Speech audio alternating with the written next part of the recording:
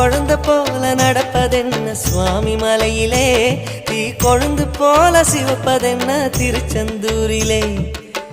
குழந்தை வேலன கொஞ்சி விளையாடலாம், கோபக்கார குமரன எப்படித்தான் நாடலாம்.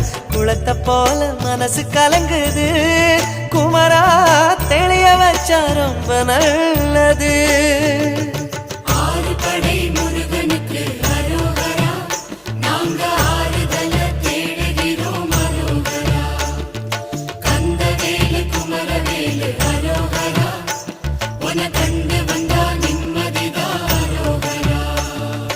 பழனியிலே சந்நியாசி, தணிகையிலே சம்சாரி, ஓம் கணக்கு புரியலையே முருகா, ஓம் கணக்கு புரியலையே முருகா.